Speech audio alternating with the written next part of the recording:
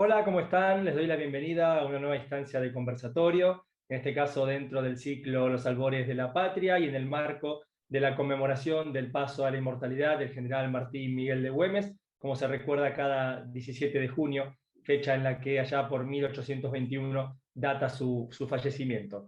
Les quiero recordar que el ciclo Los Albores de la Patria es organizado en forma conjunta por las Direcciones Generales de Cultura del Congreso de la Nación, un ciclo que conmemora las fechas patrias del calendario nacional, con eventos artísticos multidisciplinarios, con espacios de reflexión e intercambio desde el ámbito académico, que visibilizan las identidades regionales, impulsando el espíritu federal y la participación ciudadana.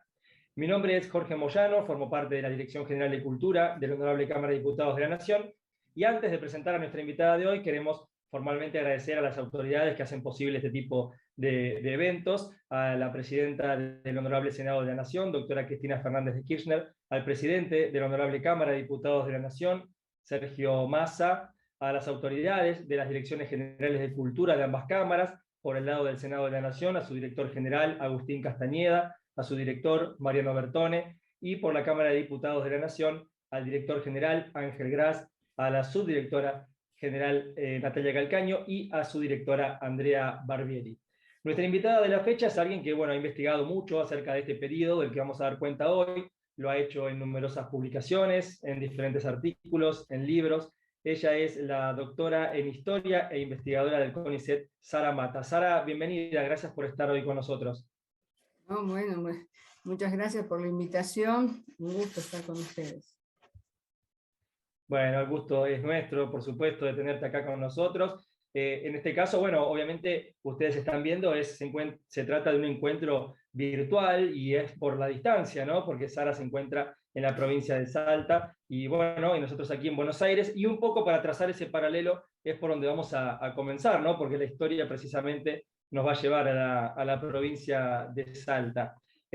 Por supuesto, nos convoca la figura de Martín Miguel de Güemes y con él vamos a ir también describiendo y descubriendo cómo era la sociedad de la época, cómo fue su vínculo con la élite salteña, con el campesinado, su rol como gobernador, y vamos a hablar de Macacha también, por supuesto, ¿no? Pero eso será en el transcurso de la conversación. Decía, si queremos trazar un poco ese paralelo entre Salta y Buenos Aires, ¿qué podés decirnos de la sociedad salteña de aquellos años previos a la llegada del prócer, ¿no? ¿Cómo era su composición social? ¿Cómo estaba compuesta?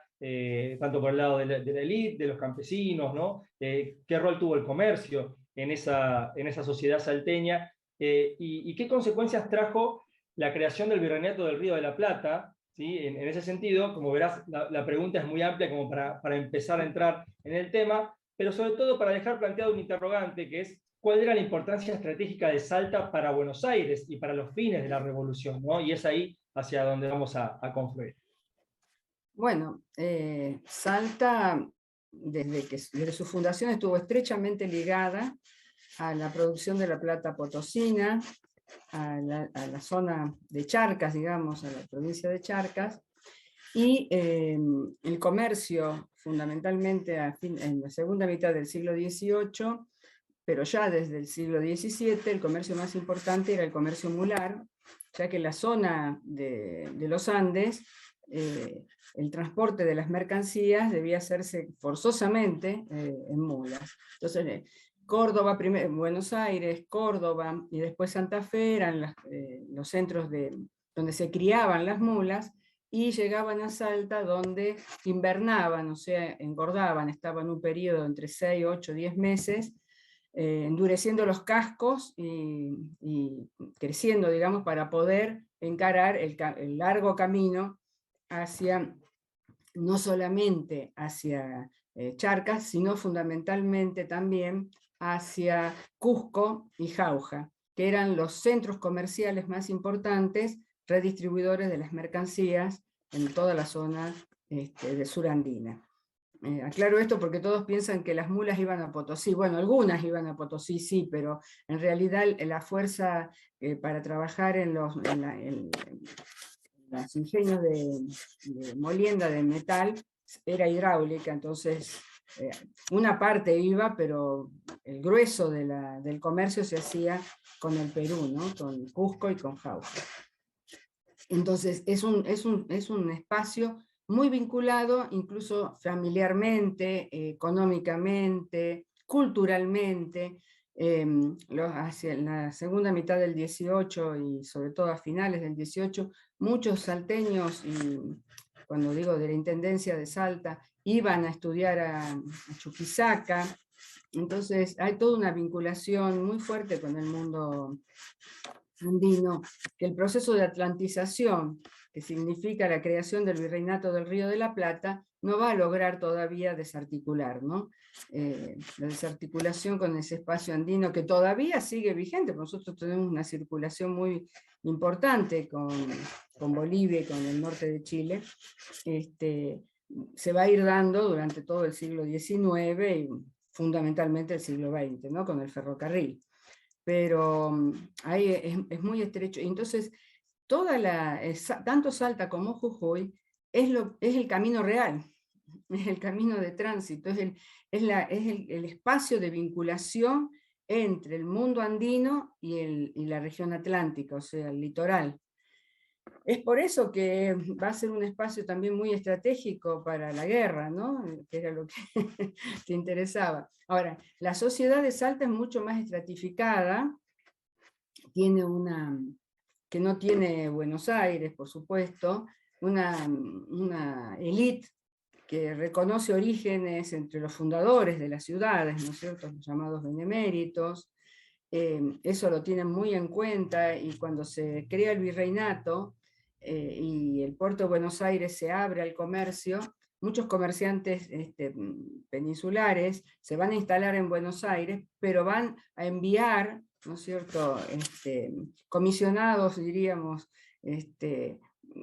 familiares o dependientes, que se van a instalar también en Salta, Tucumán, sobre todo en Salta, para manejar los negocios, ¿no?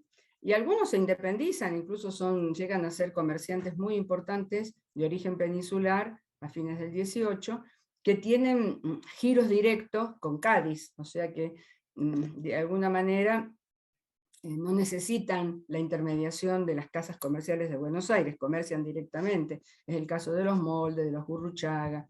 Entonces, a fines del siglo XVIII, encontramos familias beneméritas, muchos de ellos propietarios de tierra, que han entrelazado lazos, que han establecido lazos familiares con estos comerciantes peninsulares, y que buscan, digamos, y que esto significa un ascenso social importante para los comerciantes peninsulares, por cuanto se están vinculando con las familias beneméritas. Esto todavía tiene algún peso en Salta, en el Club 20 de Febrero, pero digo, es una característica de la sociedad finicolonial salteña, que además está compuesta esa sociedad por una gama muy amplia de población de distinto origen, indígena, negros, hay una gran cantidad de esclavos a fines del 18, hay mestizos, afromestizos, negros libertos, o sea, es una sociedad muy diversa y básicamente rural, como toda sociedad colonial, digamos, hasta el siglo XX, las sociedades son básicamente rurales, ¿no? Y muchos de ellos están establecidos en ese ámbito rural en calidad de arrenderos, en calidad de agregados. Los arrenderos pagan un canon bajo, pero tienen la obligación de trabajar para el patrón. Los agregados directamente tienen que trabajar porque es más una relación social que una relación comercial, ¿no es cierto? Los aceptan, pero los aceptan porque necesitan mano de obra, y en vez de pagarle salario le dan un pedazo de tierra para que puedan subsistir. Peones, también hay peones asalariados, y hay quienes viven así sin permiso de nadie, en terrenos en cuyos límites no se conocen bien todavía, ¿no? Y sobre todo en la zona de la frontera. Entonces, bueno, y ahí tenemos también todo el tema de las sociedades de los pueblos originarios, que no están directamente bajo el dominio hispano hispano-criollo, y bueno, también a veces tienen incursiones armadas, pero también comercian, también se conchaban en las propiedades. O sea, la frontera siempre es un espacio poroso muy, muy interesante también para observar, ¿no? Y la creación del Virreinato del Río de la Plata significa otorgarle relevancia a Salta, porque la ciudad de Salta se transforma en la capital de la intendencia cuando se fractura la gran gobernación del Tucumán. Entonces se crea la gobernación intendencia de Salta y la gobernación intendencia de Córdoba, ¿no? Del Tucumán. Y ahí, bueno, Cuyo pasa a formar parte de la gobernación intendencia de Córdoba, separándola de Chile, y Salta en la capital cabecera. Y esto es muy importante de la diferencia en cuanto a la organización administrativa y política, porque en la gobernación todas las ciudades tienen el mismo rango, mientras que en las gobernaciones intendencia las ciudades capitales tienen las cajas reales, y las otras ciudades que están bajo su jurisdicción están subrogañas, tienen que enviar los fondos hacia la capital, ¿no? Hacia la ciudad capital.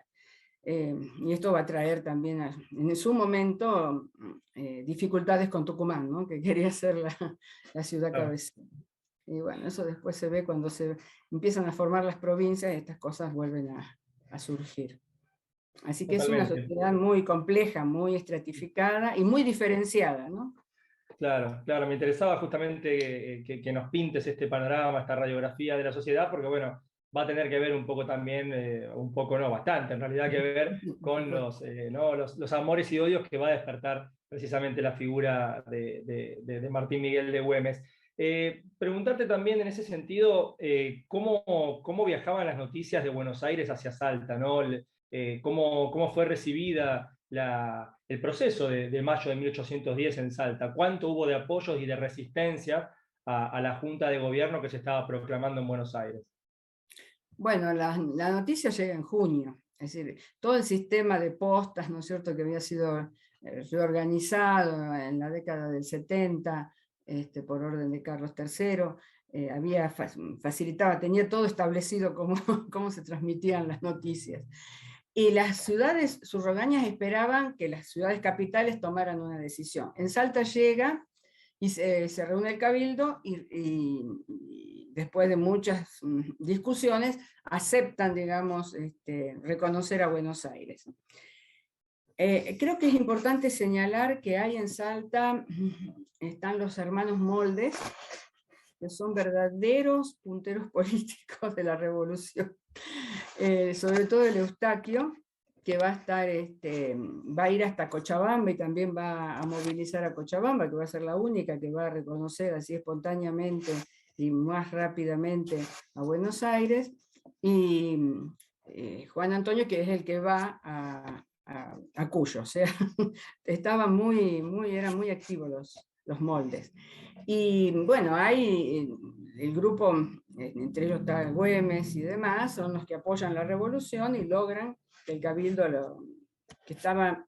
En ese momento es interesante señalar que el gobernador intendente era natural de Salta, era Nicolás Severo de Isasmendi, un vecino feudatario, porque tenía encomienda muy importante en el Valle Calchaquí, una hacienda muy, muy importante, productora de vino, productora de ganado, tenía mucho ganado, y tenía una encomienda muy importante. Entonces, él es el que ha sido designado, estaba designado desde 1809 como gobernador intendente. Y se da un movimiento de resistencia organizado, donde los que se van a expresar también y van a rodear el cabildo va a ser los gremios de artesanos, fíjate vos, comandado por un tal Echaíz, que era herrero, y Sasmendi vacila, vuelve atrás, digamos, la decisión del cabildo, hasta que finalmente creo que tomar conciencia del peligro que significaba el avance del ejército auxiliar del Perú, que en Córdoba fusila a Liniers y al gobernador, hace que finalmente se acepte a Buenos Aires. Pero los sectores realistas siguen estando presentes en esa sociedad, y cuando se disuelve la Junta Gubernativa en Salta y Buenos Aires manda a Chiclana como gobernador, él escribe y comunica a Buenos Aires que hay que estar con mucho cuidado, porque tratar de no molestar a los vecinos que se los tiene considerados como realistas. Y acá es algo interesante: uno de los que está perseguido, sospechado, fuertemente sospechado de realista, y por ello extrañado de Salta, es Román Tejada, el marido de la Macacha, ¿no? Y Macacha tiene que presentar un pedido a la Junta en 1811 diciendo que era todo una infamia en contra de su esposo, y pide que le permitan volver a Salta. Y cuando la Junta de Cid se lo pasa a Pueyrredón para que tome como conocedor de la región, y Pueyrredón tenía contactos con Güemes, porque Güemes había formado parte de la caballería de los húsares de Pueyrredón, ¿no? de las invasiones inglesas. O sea, es muy interesante ver toda esta red de relaciones, porque si no, no se puede comprender, creo yo, algunas actitudes. Y, por supuesto, Tejada vuelve a Salta, pero es una familia que tiene relaciones con los realistas. Una hermana del Román, o sea, una cuñada de Macacha, se casa con un oficial realista cuando se da la invasión de 1814 de Pezuela. Cuando Pezuela se retira, ellos ya están casados y se van juntos, se van al Alto Perú. Justamente se casa, no, creo que se llamaba Juan Francisco Martínez de Oz. Martínez de Oz seguro que era, pero sí, Juan Francisco Martínez de Oz. Era ese oficial con el que se casa la hermana de Román Tejada. Así que también esto nos da la pauta de lo que significa la revolución en el seno de las familias, ¿no? Que están cruzadas por posicionamientos políticos diferentes, ¿no? Hacia 1814, claro, digamos, la ocupación realista en Salta y Jujuy es plena, y creo que es un año clave, ¿no? Y quisiera que nos expliques por qué es un año clave en nuestra historia toda, ¿no? Pero también para ya entrar en la figura del propio Güemes. Bueno, Güemes fue desde el primer momento un adherente de la revolución, pero tuvo problemas, primero con Balcarce y con Castelli, después con Belgrano, de manera tal que en 1812 Belgrano lo envía a Buenos Aires y no va a estar en la batalla de Tucumán ni en la de Salta. Porque yo siempre sostengo que hay tres invasiones que son claves. Una, la de 1812, otra, la de 1814, y otra, la de 1817. Esas tres invasiones estaban estratégicamente planificadas con la finalidad de sofocar el movimiento revolucionario de Buenos Aires. La de 1812 y 13, como dije, Güemes no estaba, y fue Belgrano el gran protagonista de esos triunfos, ¿no? Aun cuando lo interesante es ver que en Salta ya comienza alguna movilización, hay milicias que se suman al ejército de Belgrano, ¿no? Y participan, por supuesto, ellos también de las batallas. 1814 es un año clave. Es clave porque en Buenos Aires ya Artigas está amenazando y está hackeando al poder centralizado de Buenos Aires. Es clave porque Montevideo todavía, hasta unos meses más de 1814, está en poder realista. Es clave porque se ha restaurado la monarquía absoluta en España, y se está enviando una flota de fuerzas hacia América, que estaban destinadas a Montevideo y finalmente fueron a Venezuela.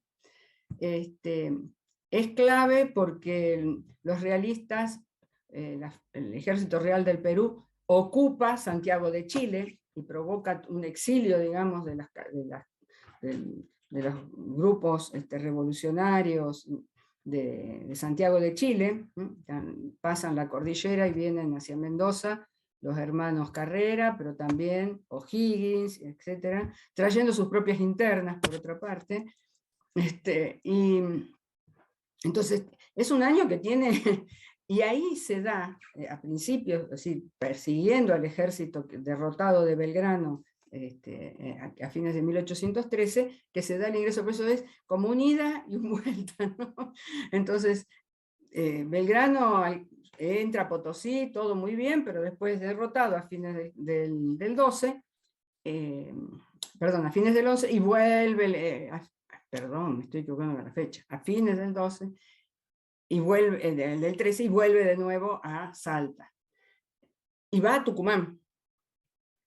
Y en Salta, Belgrano le pasa el mando a San Martín, que es el designado jefe, y San Martín va a convocar nuevamente a Güemes. Nosotros, es lógico que Güemes ha estado vinculado con San Martín en Buenos Aires, en esa estadía forzosa que tuvo a partir de 1812, era amigo de Pueyrredón.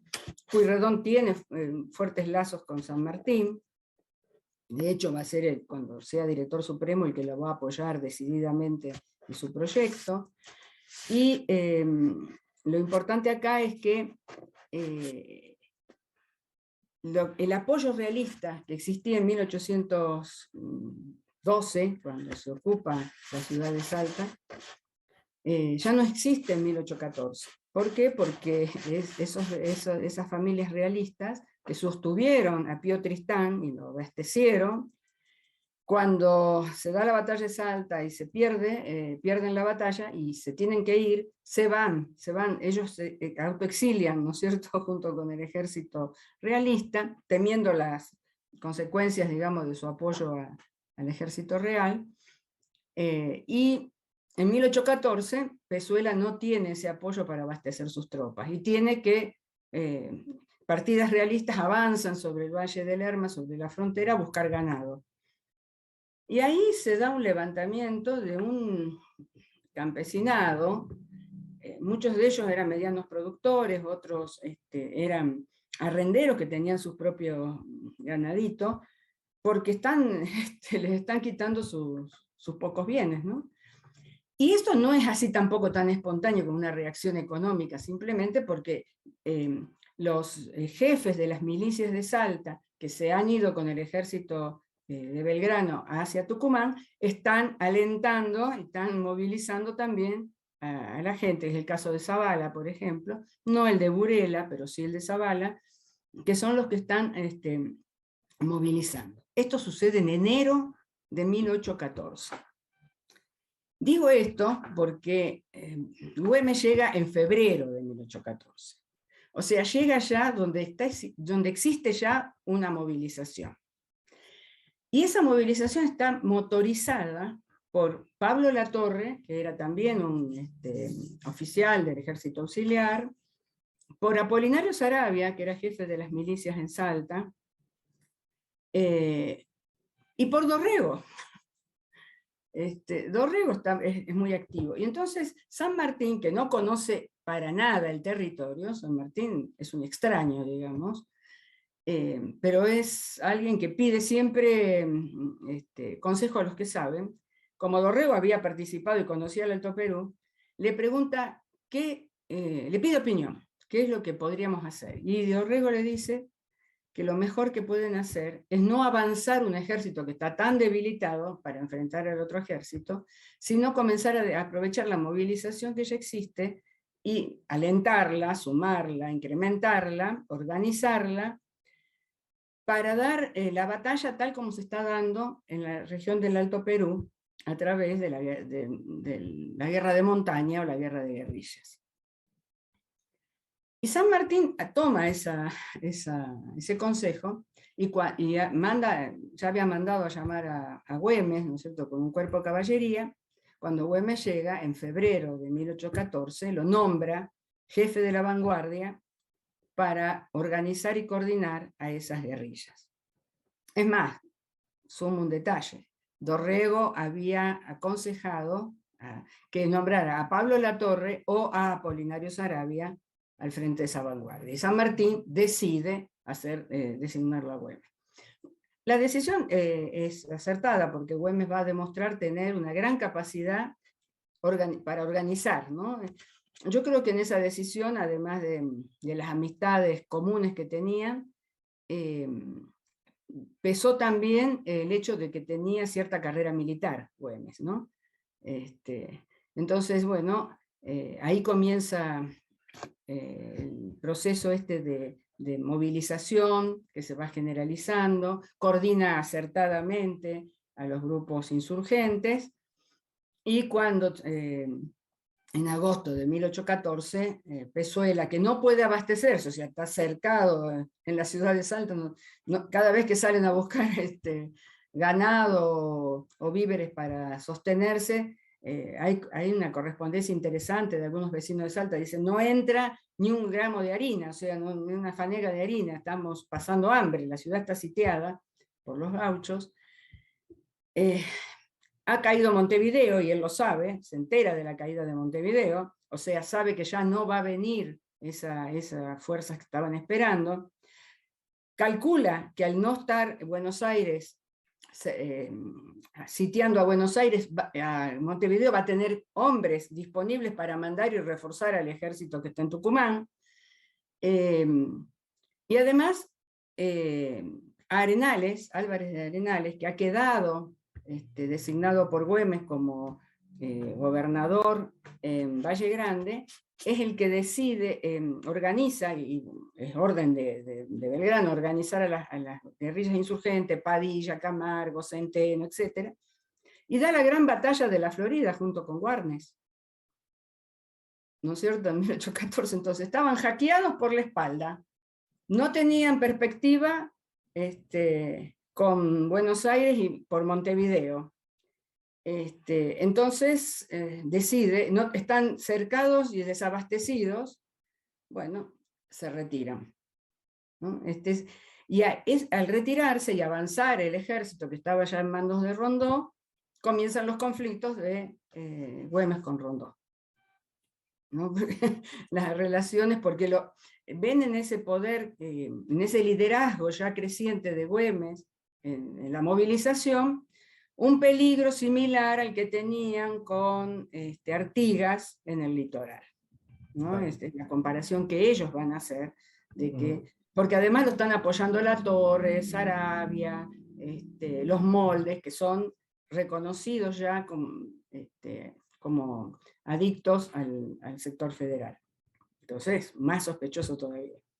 Seguro. Está bueno, Sara, esto porque describís un clima social, un clima de época a la llegada de Güemes. Está bueno que marques esto, que ya se estaba gestando algo, que después, bueno, claro, se va a consolidar con su figura, con su presencia, y hacia ahí quiero apuntar ahora, bueno, ya con su rol de gobernador, ¿no? Un año más tarde, ya situándonos a partir del 1815 y en lo que fue su gestión, y que, digamos, por lejos de pensarse como una figura burocrática, todo lo contrario, sino que bueno, va a ser muy activo ese papel, y en esa actividad preguntarte qué aspectos, en dónde se identifica tanto el campesinado, los llamados gauchos, qué cosas puntuales son las que hacen que Güemes se convierta en la personalidad que para ellos representa, y obviamente por el contrario, cuáles de esas decisiones son las que más afectan a la élite salteña, por lo cual obviamente quieren destituirlo, y bueno, sabemos cuál es el final unos años más adelante, ¿no? Sí, es interesante pensar que el poder militar de que Güemes logra organizar está basado en intermediarios locales, ¿no? Es decir, los que movilizan no es Güemes directamente, sino los campesinos, o sea, pequeños propietarios. Incluso hay un negro, Panana, que tiene una participación muy relevante, porque es un hombre que ha demostrado mucha valentía, ¿no? Y tiene capacidad porque para movilizarse necesita, además, estar inserto en una red. de compadrazgo, de amistad, ¿no?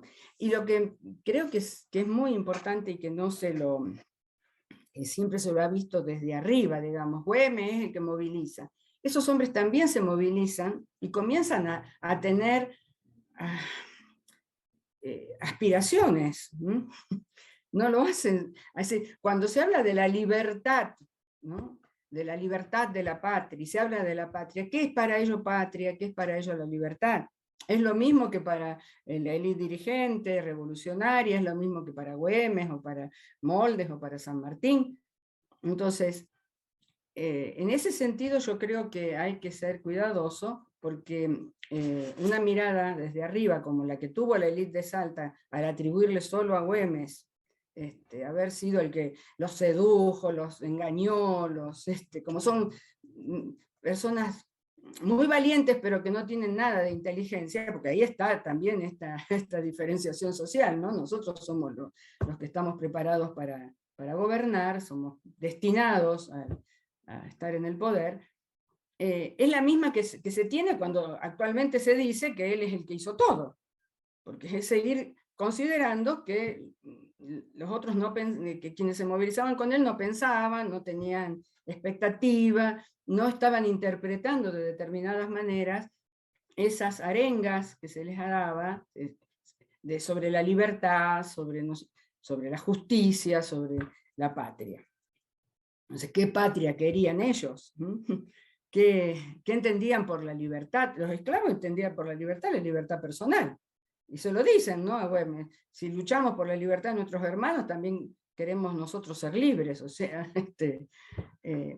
y después hay que tener en cuenta que la revolución o esta movilización impacta sobre un mundo rural que tiene sus tensiones, que tiene sus conflictos, y que están girando alrededor de derechos, diferentes derechos de propiedad, de diferentes maneras de sentirse poseedor de la tierra que se trabaja, ¿no? Y entonces, sí, él va a tener que mediar, negociar con los propietarios de las tierras que no se pague el arriendo, porque no lo quieren pagar, o sea, y no lo quieren pagar porque deben haber percibido siempre al arriendo, después de estar 100 años o varias generaciones viviendo en una tierra, como que no correspondía hacerlo, o sea que él considerarían, no sé, yo lo que creo es que no hay que simplificarlo y poner todo el peso, digamos, de la movilización en la capacidad carismática de una persona, que puede ser. Yo creo que lo más importante de Güemes, lo que a mí más me interesa, es la capacidad que va a demostrar de construir el poder, un poder simbólico, un poder el cual es una autoridad que puede dar órdenes y ser obedecidas, ser aceptadas, ¿sí? Ahora, esas órdenes que él va a dar y que van a ser aceptadas, a veces tampoco son muy bien aceptadas, pero no por el gaucho de un escuadrón, sino por el jefe que lo está intermediando y que es el que puede llegar a desobedecer. Bueno, muchas veces tiene que llamarle la atención a los jefes de las milicias, los comandantes, por favor, no obedezcan, no dele todo lo que le pide el otro coronel. O sea, tiene que negociar permanentemente, ¿no? Pero negociar significa también habilidad política, ¿no? Y hay algo que también es muy interesante, cómo llegan las órdenes de Güemes a los escuadrones, a los hombres, a la base. Y un indicio interesante es que cuando él ya está muerto, se inicia un expediente justamente para obligar a que paguen los arriendos, es porque empieza antes de que él muera, pero se lo continúa después. Güemes en 1820 ordena que paguen los arriendos de una propiedad porque era de un patriota. Entonces él dice, yo nunca dije que no tengan que pagar los arriendos a aquellos propietarios que son patriotas. La orden llega allá a Chicuana, es un pueblo del Valle del Lerma, y le dicen al sargento que estaba allí, Villanueva, que el general ordenaba que pagaran los arriendos. Y él le contesta, no, acá, el general ha dicho que no se molesten a los gauchos. Y si quiere que se paguen los arriendos, que emita un bando. O sea, lo está desafiando. Güemes no puede emitir un bando de esa naturaleza porque se queda sin las bases que le estaban apoyando. Entonces, no se puede simplificar en un proceso tan denso como este. Y lo interesante es que justamente es complejo, es difícil, es necesario ver y manejarse con muchos indicios, pero siempre pensando que los hombres que se movilizan también tienen expectativas, ¿no? La gente no se moviliza solamente porque lo hablan. Claro. Están construyendo una expectativa, un horizonte de expectativa en el cual ellos puedan encontrar un lugar social diferente al que tenían en la colonia. Entonces, luchar contra el ejército realista es modificar esa realidad, ¿no? Y quizás se puede leer que, digamos, en la figura de Güemes estaba quien podía interpretar Claro, mejor esos ideales por alcanzar, digamos, o expectativas. claro. Por supuesto, están viendo en Güemes la posibilidad de seguir adelante con esas expectativas. Ahora, eso va a traer graves problemas con la élite. Primero, porque los que eran propietarios de tierra no están recibiendo los arriendos. Además, es algo muy interesante. Si en 1814 Güemes tiene bajo su mando, a través de un grupo de jefes locales, 500 milicianos, en 1818, cuando le eleva el parte a Belgrano de los hombres que tiene alistados, los escuadrones gauchos totalizan alrededor de 4.800 hombres.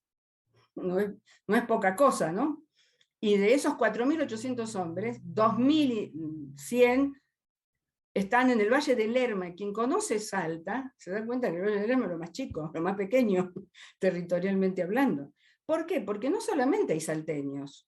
A esos primeros campesinos se suman los hombres que bajan del Alto Perú, que vienen retrocediendo cuando el ejército es derrotado, y que se quedan en Salta, se han quedado en Salta, incluso Juan Lanza, por ejemplo, que va a ser uno de los que va a quedar combatiendo en Ayopaya después que muere Güemes, estuvo en Salta, Acebey, hay muchos ejemplos, ¿no es cierto? Y mucha gente que vienen de Tucumán, es decir, no son solo salteños, a eso me refiero, no es que crece la población espontáneamente, lo que sucede es que en la movilización, esos hombres que llegan se quedan, y quedan dentro de esos escuadrones, se incorporan esos escuadrones gauchos, sobre todo en el 16, en el 15 cuando se derrota a Rondó, y es muy interesante ver cómo ocupan tierras, se instalan.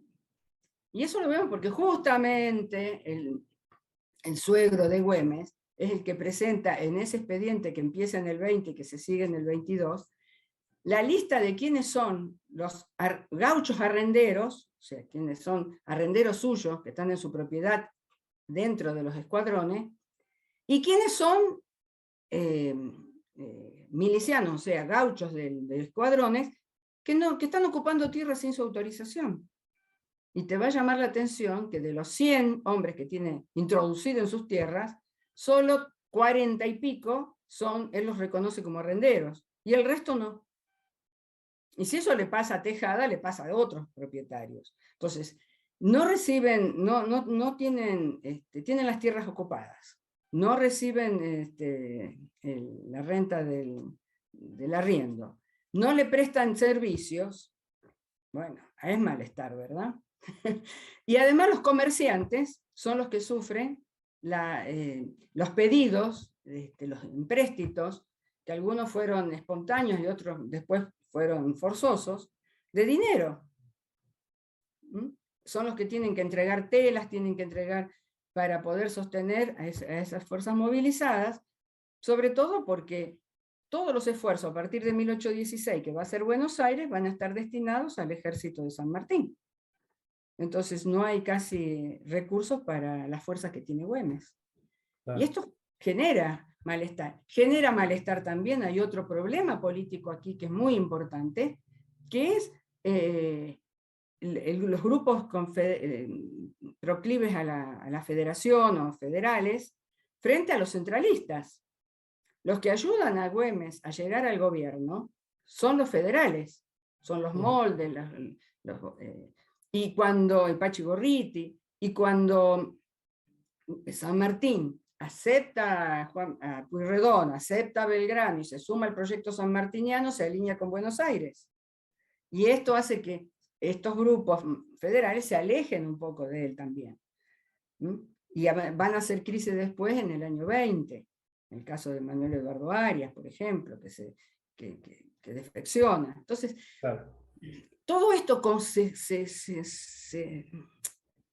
suma al proceso, a erosionar el poder de Güemes, porque ya sus milicias en el 20 ya no están tan unidas.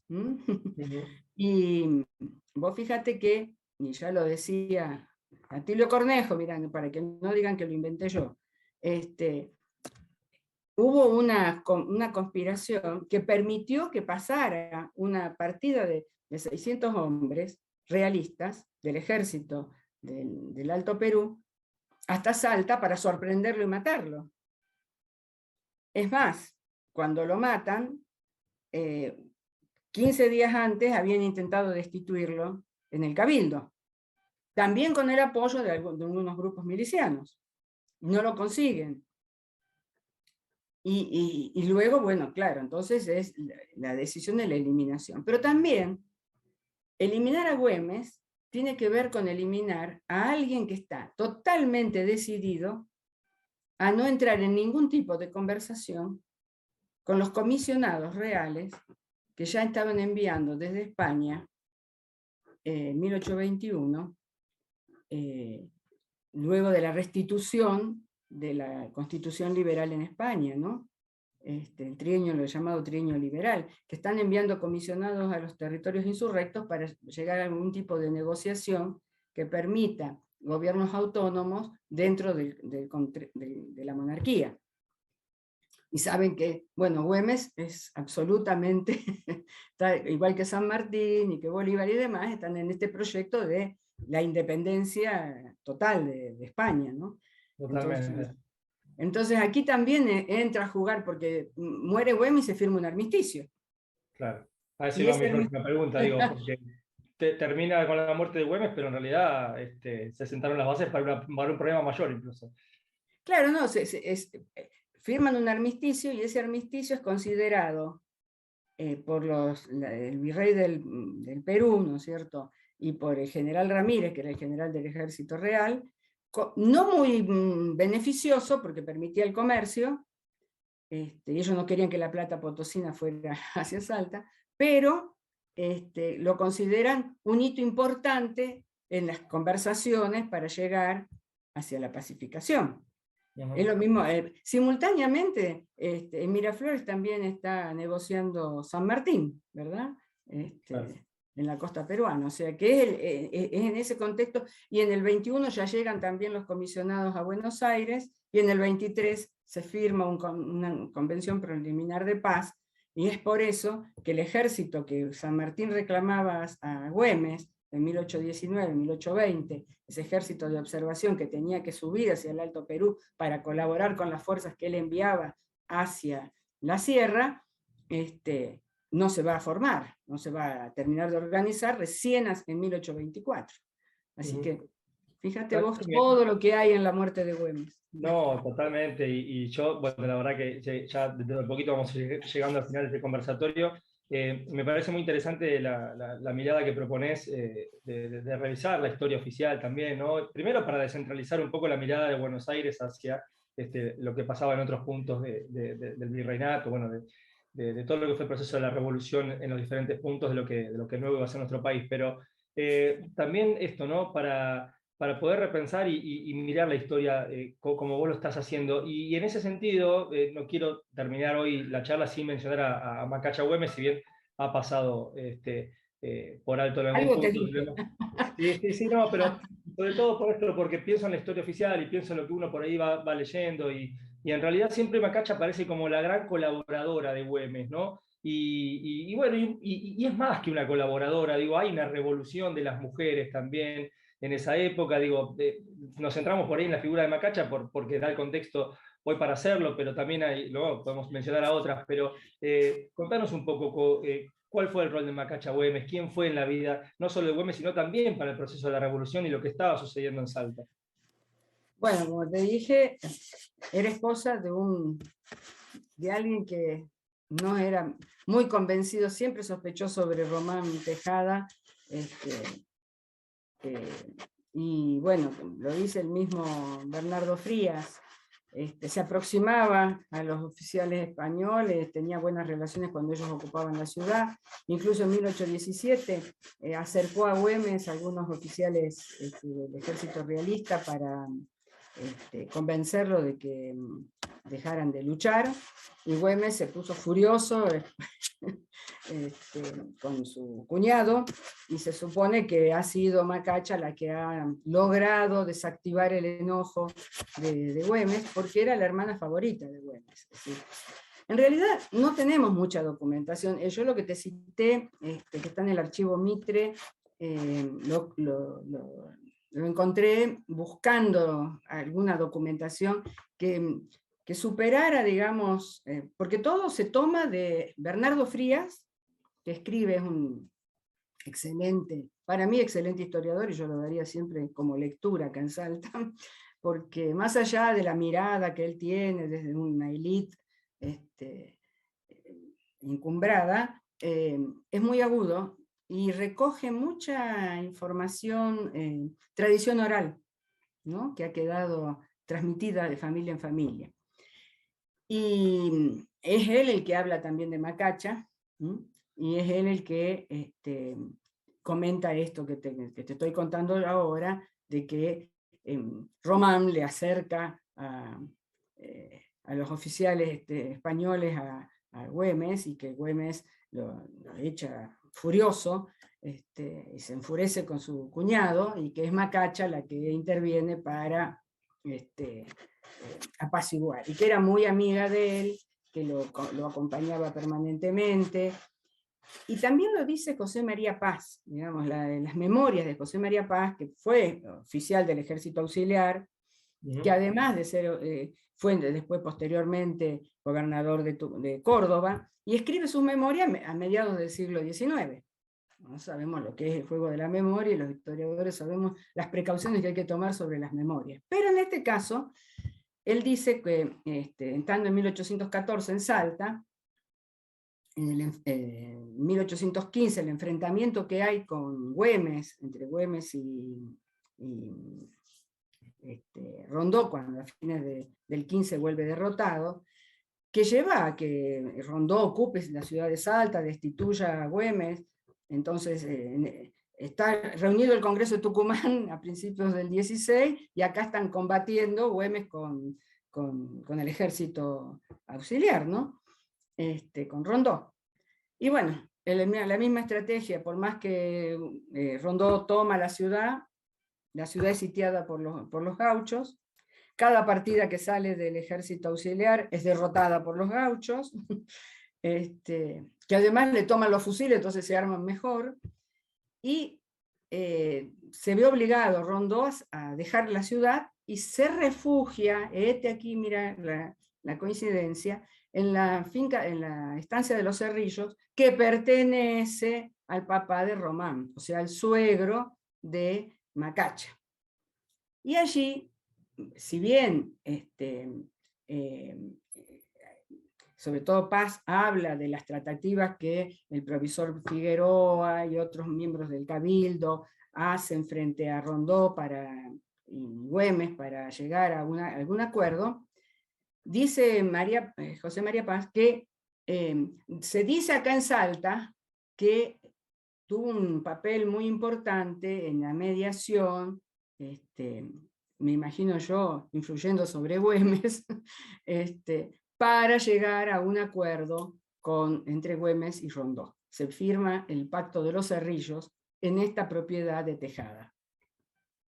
y eso da por finalizado ese enfrentamiento y desahoga al Congreso de Tucumán, que veía con preocupación este enfrentamiento, ¿no? Y ahí donde tildaban a Güemes, que era otro Artigas. Es más, una carta de Regueira lo dice, Güemes cual otro Artigas, ¿no? Porque bueno, ven en ese enfrentamiento con el ejército de Buenos Aires, un enfrentamiento con Buenos Aires, ¿no?